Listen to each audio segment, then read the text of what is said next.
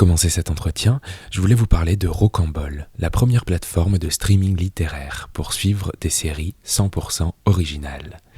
Rocambole propose des séries que l'on peut lire d'une traite, ou selon les préférences par épisode, 5 minutes par 5 minutes. Et la grande force de cette plateforme, c'est que l'on y retrouve absolument tous les genres, du thriller à la romance, en passant par la comédie ou encore la science-fiction. Personnellement, ça fait plusieurs semaines que je teste Rocambole grâce à l'application dédiée sur mon téléphone, et j'y trouve à chaque fois mon compte tellement les propositions sont riches. Mon dernier coup de cœur, La Dame du jeu de Michael Graal, une série dans laquelle on suit l'histoire vraie de la grande joueuse d'échecs Judith Polgar qui a inspiré la série Netflix Le Jeu de la Dame. De quoi nous faire dire que oui, les séries, ça se lit, et ça se lit même très bien. Et j'ai une petite offre pour vous. Pour profiter de 6 mois en illimité pour 99 centimes au lieu de 19,99 €, je vous laisse vous rendre sur rocambole.io/laquille, tout attaché. Rocambole, ça s'écrit rocambole.io/laquille. Vous pourrez retrouver le lien directement dans la description de cet épisode, ce sera sûrement plus simple. Et maintenant, place à l'entretien. Bonjour à tous et à toutes, je suis Thomas Louis et bienvenue dans La Quille, le podcast où on parle de culture avec ceux et celles qui la font. Cette semaine, je reçois l'humoriste, la comédienne, la chroniqueuse Nora Hamzaoui. 5 ans après 30 ans, dont 10 ans de thérapie, elle publie 35 ans, dont 15 ans avant Internet, aux éditions Mazarine et illustrée par Thibaut Millet. Une exploration minutieuse du temps qui passe, mais aussi de notre époque, à travers le prisme de sa génération. Sur fond de Angela Bauer ou de Nokia 3310, on y parle d'esprit de Noël raté, de tuto beauté en vidéo, ou encore de partir en vacances avec sa mère, le tout avec l'humour et le rythme qu'on lui connaît. Et pour en parler plus en profondeur, je me suis rendu chez Nora Hamzaoui, où sa chatte Pétuls a par ailleurs fait quelques apparitions au cours de l'entretien. Et ensemble, on a parlé de ce que représentent les années 90 dans son esprit, de la manière dont se forge l'écriture de l'humour, ou encore de la construction de l'image que Nora renvoie d'elle. Bonne écoute. Bonjour Nora Hamzaoui. Salut. Alors pour planter le décor, dans ce livre, tu parles beaucoup des années 90, le souvenir, disons, générationnel est assez important dans la construction du livre. Et j'ai la question la plus simple et la plus compliquée du monde. Qu'est-ce que ça représente pour toi les années 90, les 90s ? Toi qui as vécu la décennie entière, sans te faire offense, peut-être par rapport à nos modes de vie d'aujourd'hui. En fait, c'est une question que je me suis posée la dernière fois où je me disais, est-ce que... Parce que quelqu'un me disait, mais donc tu es fascinée par les années 90, et je me disais, est-ce que je suis fascinée par les années 90 ou est-ce que je suis juste obsédée par l'adolescence en général, qui est un âge... tellement intense. Donc du coup, j'arrive pas à savoir. Il y a quelque chose, en tout cas, il y a un truc qui est sûr par rapport aux gens qui ont vécu leur adolescence, qui ont appris à se construire, donc en étant autonomes, en devenant majeurs, en rêvant à être adultes dans les années 90. On a vécu un monde qui est tellement différent, on a essayé de se construire dans un monde qui est tellement différent de celui d'aujourd'hui, que je dirais que je ne sais pas si ce qui me manque, c'est un truc lié à l'adolescence tout court et les sentiments et le cœur qui palpite en permanence, ou si c'est un truc qui est lié à la temporalité et au monde qui a changé. Par exemple, parfois, quand je repense au premier truc amoureux, il y a mon chat qui boit, je ne sais pas si on entend. Je pense pas qu'on l'entende, mais du coup, on l'embrasse. Voilà, on l'embrasse, elle est là. En plus, elle est hyper sale, mais enfin, quand elle boit très salement et tout. Mais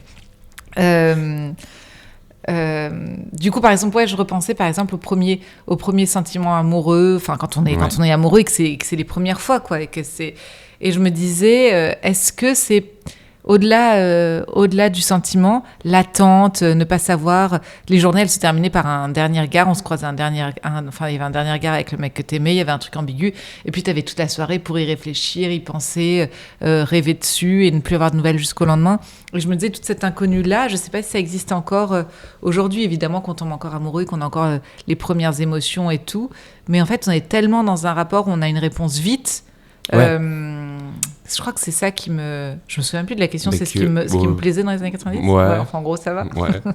Mais oui, dans l'absolu, d'ailleurs, on le voit aussi avec l'avènement des réseaux sociaux, etc. Les jeunes, les adolescents, ils sont beaucoup plus, je sais pas, plus préoccupés, plus engagés, plus... Ah ouais. Plus quoi plus, plus conscients, je pense. Plus informés aussi. Ouais, plus informés, plus conscients, plus... plus militants, plus responsables. Enfin, je sais pas comment ils vivent. Ouais. Alors, l'envie de base de ce livre, c'était de réunir des chroniques, pas que, évidemment, tes préférées, j'imagine, hein, pas celles que tu trouvais horribles. Et comment tu as trouvé, je sais pas, comment tu as trouvé l'harmonie, parce que tu as rajouté des textes, il y a aussi des illustrations faites par Thibaut Millet. Comment tu as trouvé cette espèce d'harmonie parce que l'écriture d'une chronique, c'est différent, j'imagine, de l'écriture d'une chronique, mais dans un livre. Ouais. Bah, en fait, j'avais envie qu'il y ait un espèce... Donc, en effet, j'avais envie de garder... J'aime bien qu'il y ait un truc matériel, qu'une fois que j'ai dit les choses, qu'elles puissent exister ailleurs. Mais par contre, je supporte pas que quelque chose soit juste posé, que ce soit le même travail. Ouais. Et j'ai une vraie névrose par rapport à ça, où par exemple, parfois, si je fais une chronique à télé, ou que je sens qu'il y a un moment qui a plu...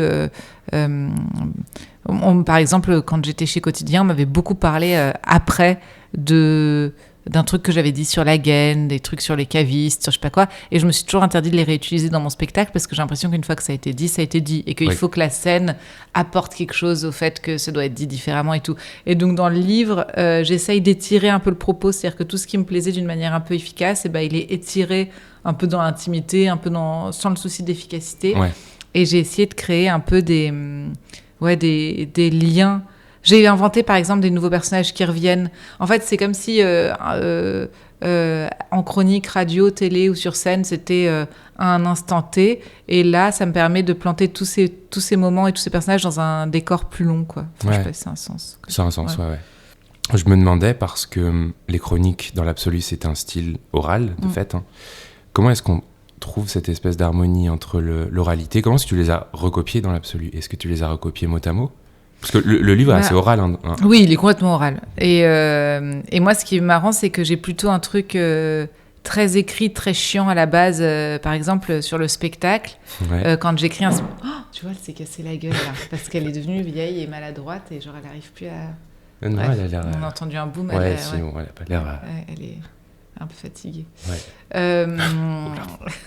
Tu vois, par exemple, sur le spectacle, j'écris beaucoup. Ouais. Et après, et quand je relis ou quand je monte sur scène, mais même devant personne, juste pour répéter, et que je me mets debout et que je lis mon texte, je me rends compte qu'il est beaucoup trop écrit, qu'il n'est pas dans l'immédiateté, qu'il est hyper théorique, que je dis la même chose 10 fois de suite d'une manière différente, que si tu as besoin de le dire 10 fois de suite d'une manière différente, c'est qu'a priori, le propos n'est pas clair.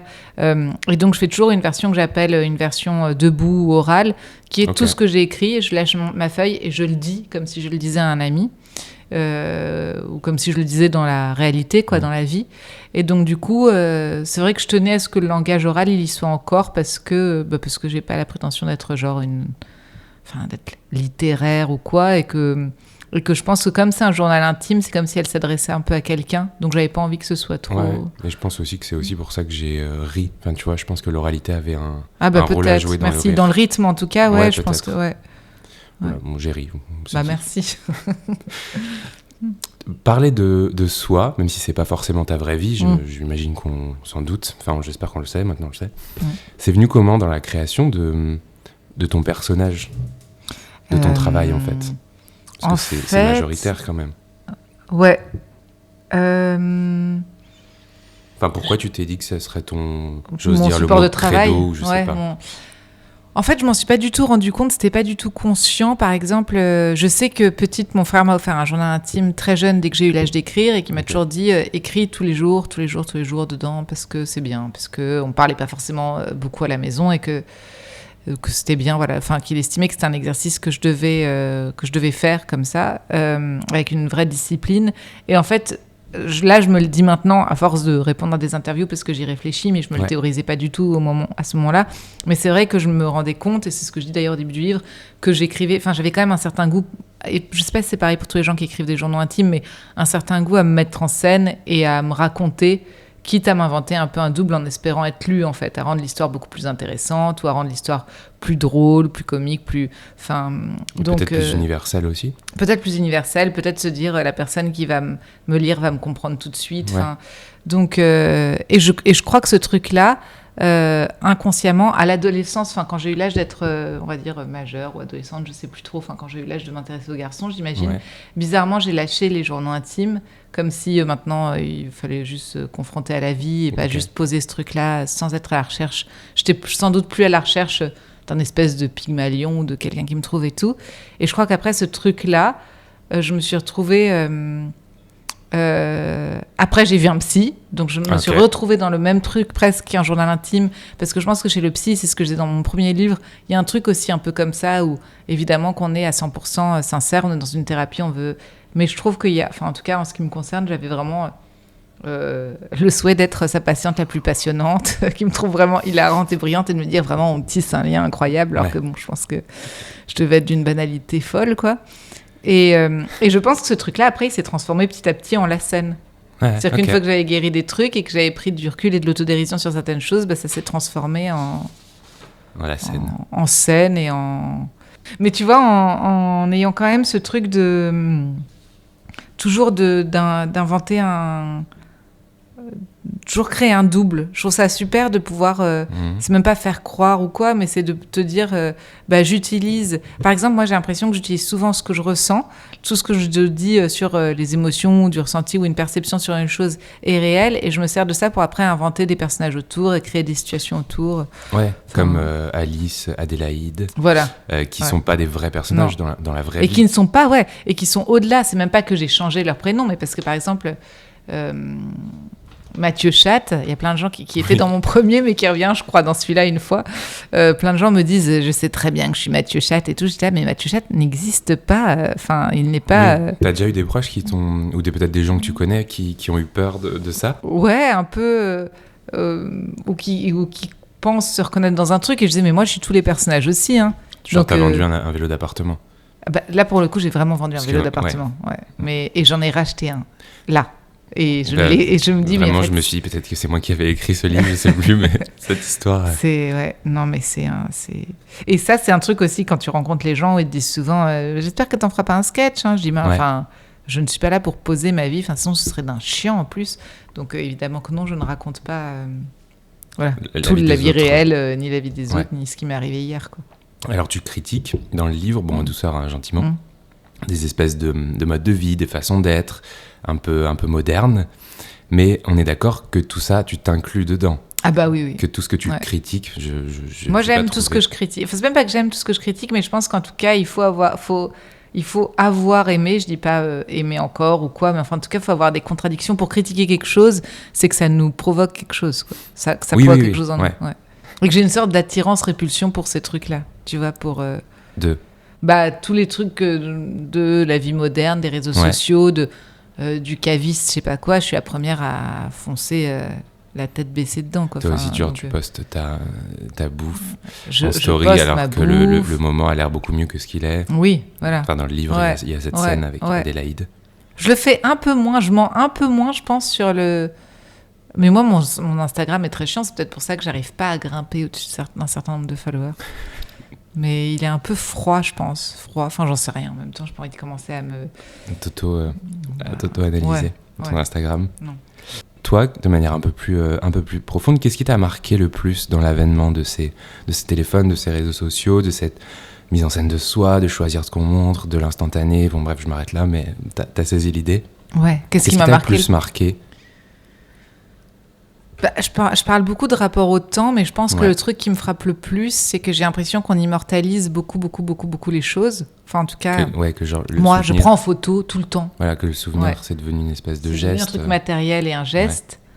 Alors que moi, j'ai l'impression justement que mes souvenirs les plus forts sont des trucs dont personne n'a accès, sauf moi, mes souvenirs, mon cœur, mes sens. C'est des trucs d'odeur, Ouais, et du coup, je pense que ça, c'est comme si on s'autorisait plus, c'est comme si on faisait moins confiance à qui on est, à nos émotions. Enfin, je crois qu'il y a quelque chose comme ça qui me trouble un peu dans le rapport aux choses, à la vie, aux choses dont on profite. Et moi, parfois, je me surprends à faire vraiment les mêmes rêves que je faisais à 12, 15 ans, 18 ans, enfin... ce qui est peut-être pas normal, hein, si m'entend. Peut-être, je sais. Mais où rêver des mêmes gens ou des mêmes lieux, où j'ai des apparts témoins dans mes rêves, enfin, bref. Et voilà, je vais pas aller trop loin dans le...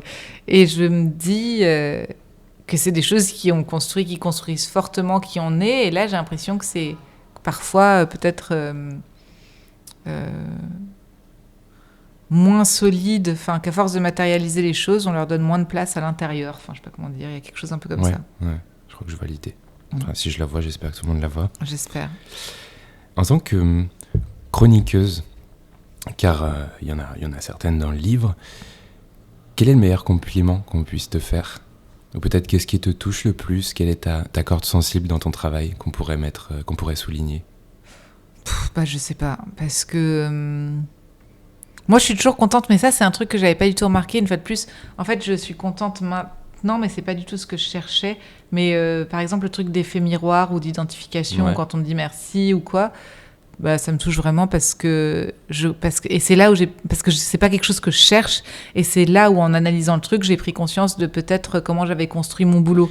Et que par exemple, je pense que quand j'étais petite ou ado ou quoi, ou en famille, j'avais un goût, en me racontant, j'avais quand même un désir, je pense, de toujours mettre à l'aise l'autre, de lui dire que tout va bien, qu'on est pareil. Enfin, un truc où je pense que je cherchais à rassurer, mais ça, je me suis pas du tout rendu compte que j'essayais de le faire sur scène ou dans mon livre. C'est pas quelque chose que tu t'es dit, non. Ça va être ma ligne. Non, parce que surtout que je me suis toujours dit, il faut pas chercher à parler à tout le monde, il faut chercher à être au plus proche de soi, parce que si tu estimes qu'il y a tout le monde, c'est-à-dire que tu fais une généralité, que tu penses qu'il y a les gens pensent comme ci, les gens pensent comme ça, et que je pense qu'au plus près t'es de toi, t'es proche de toi, et plus ça parle. Et donc il y a quelque chose qui me plaît assez de me dire, on est un peu tous pareils, on souffre un peu tous des mêmes trucs et tout. Après, quand si je reçois un prix ou une presse, mais ça vaut moins pour le livre que pour le spectacle, mais disant que c'est très écrit et travaillé, ça me touche énormément, parce que j'ai l'impression que j'essaye de faire le travail, en tout cas sur scène, j'essaye de faire en sorte que l'écriture se voit le moins possible pour être dans un truc de rapport le plus réel, le plus direct. Et du coup, parfois, je complexe de ça, parce que je me dis, les gens pensent que c'est pas travaillé, sauf que c'est en fait un gros travail d'écrire et de l'avoir transformé.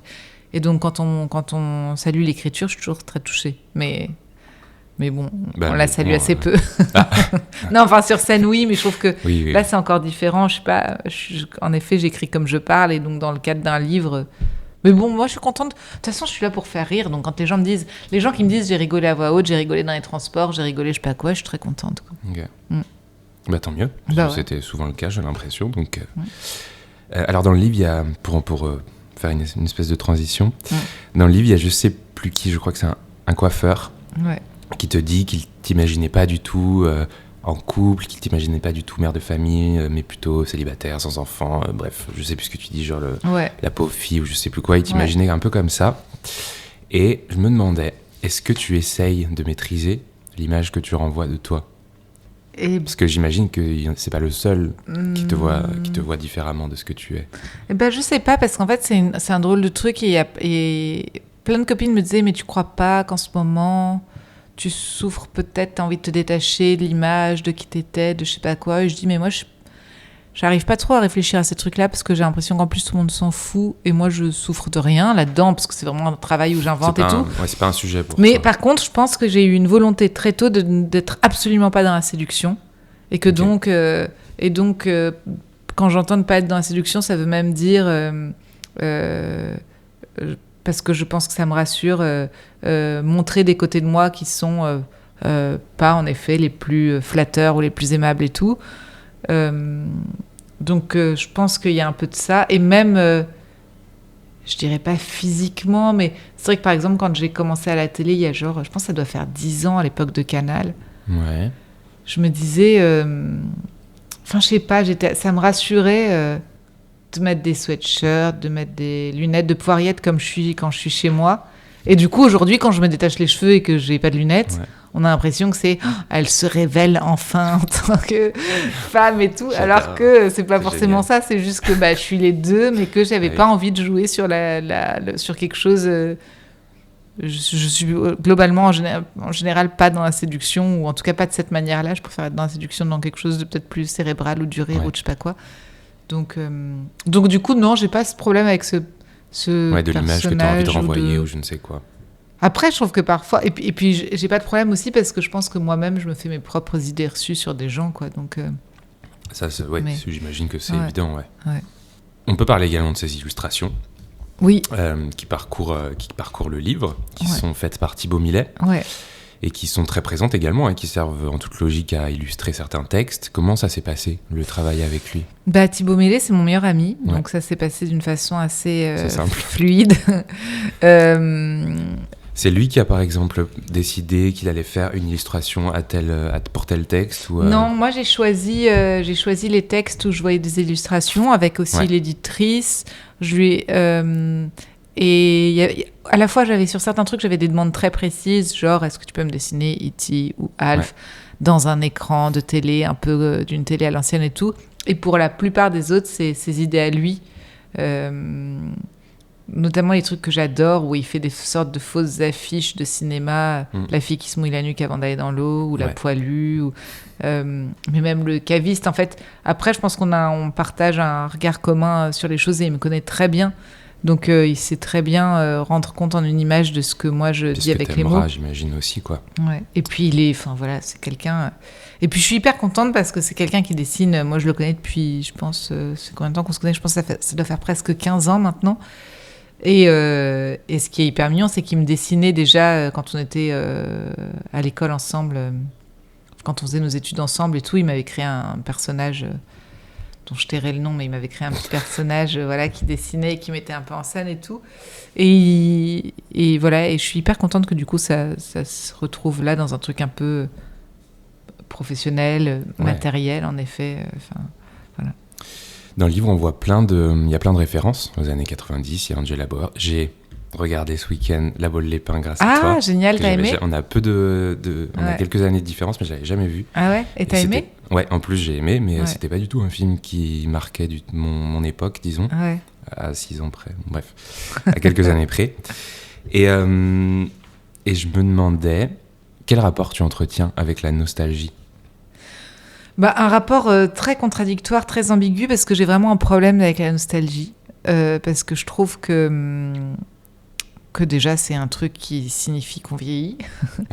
Souvent, parce que je trouve qu'il faut confondre, j'ai aucun problème avec la mélancolie, mais la nostalgie, il y a un truc qui me gêne parce que c'est sans doute moins bien se placer dans son époque et c'est sans doute moins aimer son époque et avoir moins d'espoir dans son époque. Et je trouve que quand on a des enfants, c'est très compliqué d'être nostalgique parce qu'il faut absolument espérer que le meilleur est à venir. Et on est, je trouve, particulièrement là à un moment de la vie où c'est compliqué, quoi. Entre la pandémie, le réchauffement climatique, tout ce qui se passe et tout. Franchement, c'est vraiment compliqué, quoi. Ouais, c'est compliqué.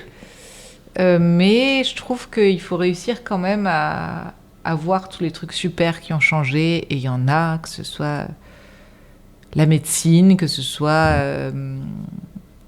les femmes, le combat que mènent les femmes. Enfin, il y en a plein, en fait. Donc, et qu'il faut juste les voir et aussi pas devenir un vieux con ou une vieille conne. Et après, je pense que j'essaye de m'autoriser plus de mélancolie que nostalgie. Et puis surtout que la nostalgie, c'est un truc, tu vois, à une échelle différente, ça ne veut rien dire, mais les looks rétro, ça m'a toujours mis mal à l'aise. Comme quoi ? Comme par exemple, en cours de théâtre, il y en avait beaucoup. La comédienne qui est en robe à pois avec une coiffure un peu, comment dire, là je fais le geste, mais ce qui n'est pas du tout podcastable. Tu sais, cette espèce de truc ondulé, je sais pas si c'est années 30, années... Ouais, j'imagine qu'on se le figure, mais le nom de cette chose, je ne sais pas cette ce coiffure. Que c'est, ouais, un peu une sorte de... Bon, on en reparlera, on y reviendra. Ouais. Mais en fait, ça me met mal à l'aise parce que j'ai l'impression qu'on fantasme un truc, j'ai l'impression qu'on se croit dans un film, on se croit dans Midnight in Paris de Woody Allen, un de ces seuls films que j'ai pas du tout aimé d'ailleurs. Enfin, ça doit pas être le seul que j'ai pas aimé, mais celui-ci, j'ai particulièrement pas aimé, parce qu'il y en a beaucoup d'autres que j'aime, mais peu importe. Et donc, du coup, je trouve que c'est comme si on... Enfin, dès que je vois quelqu'un comme ça, j'ai l'impression qu'on va me foutre un mec en accordéon et un autre avec sa baguette et son saucisson, et que la modernité et le fait d'aimer le présent, c'est quand même hyper important en fait. Donc voilà, je n'ai pas envie d'être nostalgique. Et qu'est-ce que tu aimes dans le fait d'être adulte ? Alors ça, par contre, ça c'est un désir de toujours. Donc ça, je veux être adulte depuis que j'ai l'âge d'exprimer, je pense, le fait depuis que j'ai 5 ans. Bah, j'aime le fait... J'en ai 40. Hein? Depuis que j'ai 5 ans, j'en ai 40. Ouais, bah, qui en a 40, moi? Non, depuis que j'ai 5 ans, j'ai toujours voulu en avoir 40, quoi. Ah bah ouais, presque. Enfin, pas 40, mais j'ai toujours voulu en avoir, parce que j'appréhende là les 40 qui... Bon, de toute façon, en même temps, j'appréhende pas parce que j'ai le rêve secret d'être doyenne et de vivre très très longtemps, donc je n'appréhende pas, mais je pense que ça fait toujours des coups dans la tête de réaliser l'âge qu'on a. D'ailleurs, j'ai besoin de préciser que j'ai pas 40 ans, mais... Précisons-le, oui, et que le livre même s'appelle 35. 35 ans, j'en ai 37 en vrai. Ouais, mais bon. Mais bon, écoute, ça sonnait mieux 35 que 37, quoi. Donc voilà, surtout c'était 5 ans après le 30, parce qu'au moment où j'ai publié 30, je pense que j'avais 32. Bref, peu importe. Ah oui. Mais je suis pas sûre, je sais plus quand est-ce qu'il est sorti. Le fait d'être adulte, c'est le fait c'est un terrain de jeu, c'est un terrain de jeu sans qui que ce soit pour te dire non, fais pas ça, fais pas ci, je sais pas quoi. Toujours du coup. Maintenant que tu es adulte, oui, tu je trouve ça absolument génial. Mais après, je trouve aussi que j'ai la chance folle de faire ce que j'aime et de me sentir libre. Et c'est le truc que je voulais le plus au monde quand j'étais petite. Enfin, je m'étais dit, vraiment, je fantasmais ce truc de... Tu mettras des fleurs, dans ton appart, tu auras tu sais, un truc de construction, de créer ta propre vie, choisir tout le temps. Même si en étant adulte, on se rend compte qu'il y a plein de choses qu'on peut pas totalement choisir, mais voilà, de créer sa propre, sa propre vie comme on l'entend, quoi. C'est quand même. Et on le voit dans le livre, le monde change, hein, de fait. Et ce qui reste, c'est la toute fin du livre, c'est les proches, les liens familiaux, etc. Ouais. C'est toujours valable, ça? Bah oui, de toute façon, c'est ce qui reste toujours. Ouais, en fait, je pense que ce que j'essaye de dire par là, c'est qu'en fait, c'est comme si... L'autre jour, je me disais, c'est un peu... ça fait un peu Jean-Claude Van Damme ou Ni queue ni tête comme questionnement. Mais je me disais, est-ce que... Parce qu'en fait, on est tout le temps les mêmes. Et je trouve qu'il faut devenir adulte pour le comprendre. C'est comme si on réalisait que... c'est même pas un truc de garder son âme d'enfant ou pas. C'est qu'il n'y a pas de changement bouleversant, je pense. Enfin, on vit tous des chocs, on vit tous des trucs. Mais qui on est à l'intérieur, ça reste toujours. Et l'autre jour, je me disais, mais ça se trouve, en fait, c'est comme si on avait toujours eu le même âge, et ce qui fait qu'on vieillit, c'est le monde qui change autour de nous, et notre regard sur ce monde qui change. C'est pas ce qu'il y a profondément en nous. Et donc, c'est en ça que je me disais, la mélancolie qu'on a pu voir chez sa mère, ou la peur, ou la nostalgie, que nous, on réincarne ensuite après, et qu'on transmet à notre enfant. En fait, c'est juste un truc de temps qui passe, mais c'est plus... l'extérieur, la société, notre regard sur le monde, que qui on est intimement. Enfin, bon, voilà, ça c'est un peu... C'est clair. Voilà, je sais pas. Enfin, si, c'est clair. Ouais. Je voulais juste évoquer quelque chose qui m'intéressait à titre personnel. J'ai écouté il y a quelques mois ton spectacle radiophonique, Public Imaginaire sur France Inter. Ouais. Quelle déclinaison de l'écriture ça a été? Parce que c'est pas si commun, il me semble. Enfin, c'est pas si commun, il me semble, de faire des spectacles d'humour radiophoniques. Ouais, ça faisait... oui, là, c'était vraiment un truc inédit. C'était génial, franchement. Donc, j'avais écrit ce texte. Le truc qui était génial, c'est qu'en effet, à un moment, moi, je me suis dit...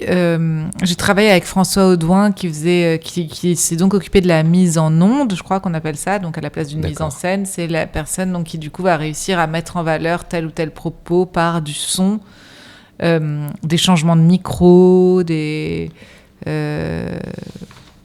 voiles, des musiques, des trucs et tout. Ouais. Et en fait, ce qui est marrant, c'est que contrairement à un truc sur scène où tu es face à un public et où tu es dans une instantanéité et que tu sais que tu vas avoir un répondant, là, j'avais vraiment envie que quelque part, ça parle des solitudes et du fait qu'on se sent un peu tous comme dans un bocal. Et donc, du coup... pourtant, on a beaucoup coupé. Le texte était beaucoup plus long et là, il dure 50... Et à la fin, il fait 56 minutes. Ouais. Je pense que si j'avais tout dit, ça aurait duré 1h30, quoi. Mais vraiment, je pense que dû au contexte, il y avait vraiment une volonté d'aller dans des... Moi, je voulais que ça parle vraiment d'irrationalité et de me dire à quel point on peut se perdre dans la tête de quelqu'un qui se retrouve seul à tourner en rond, où il a peu de projections, beaucoup de souvenirs, mais tu sais, on a un truc qu'on vit vraiment au jour le jour, mais pas carpe diem, c'est cool, quoi. Au jour le jour, je trouve un peu en se faisant chier, quoi. Ouais, dans la loose, quoi. Ouais.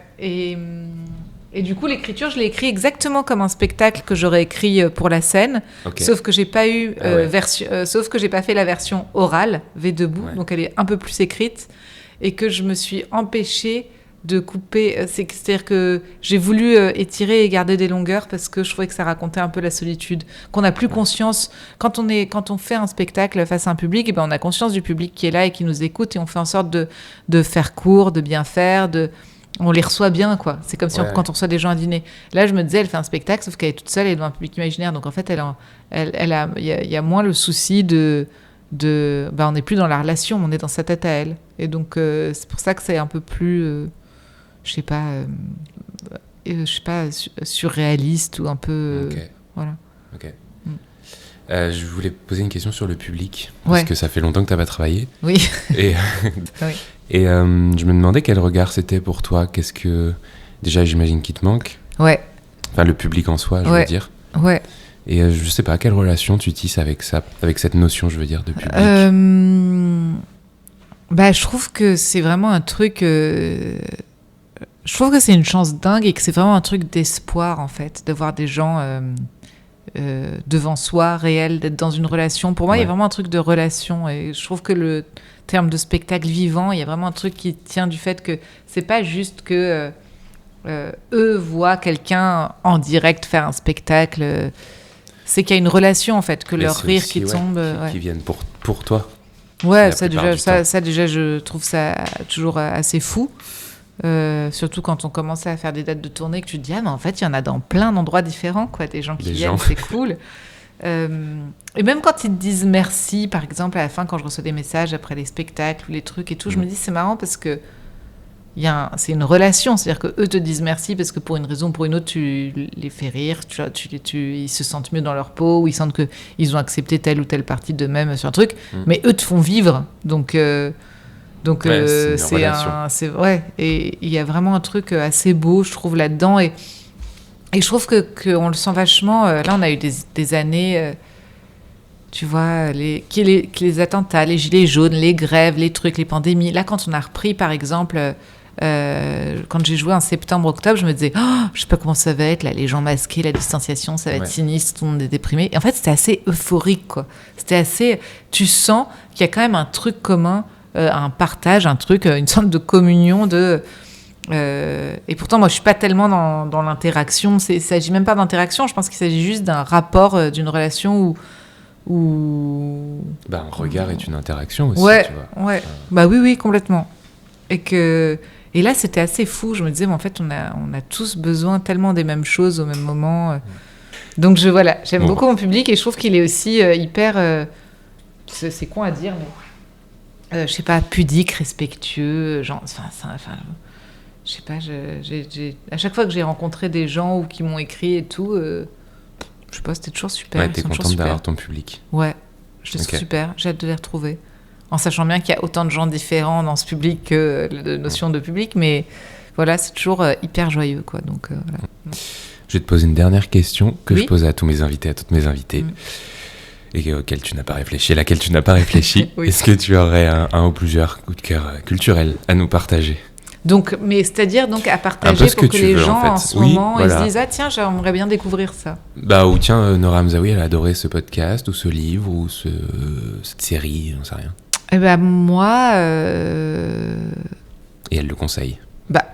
Je conseille en thérapie, mais je crois que j'ai pas besoin de le conseiller, tout le monde l'a vu et je pense que ça raconte un truc sur notre état psychologique ou psychiatrique.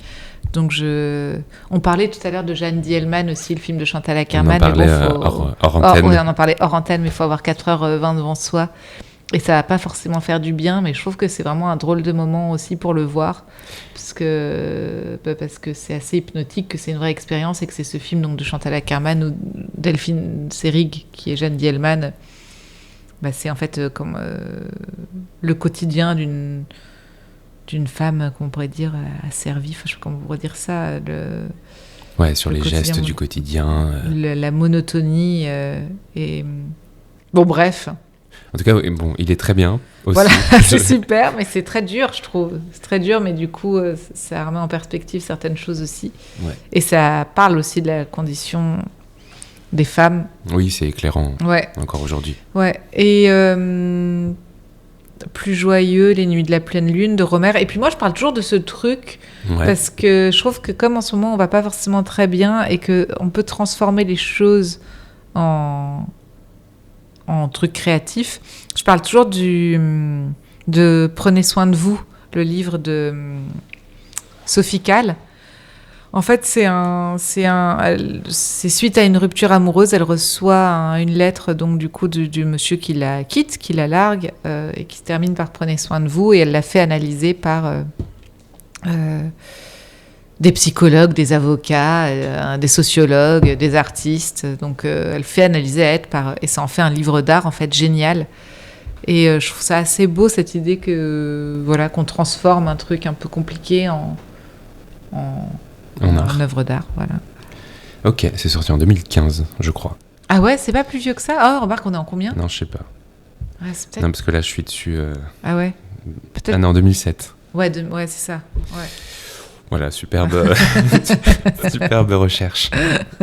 Merci Google. Merci beaucoup Nora. Merci à toi.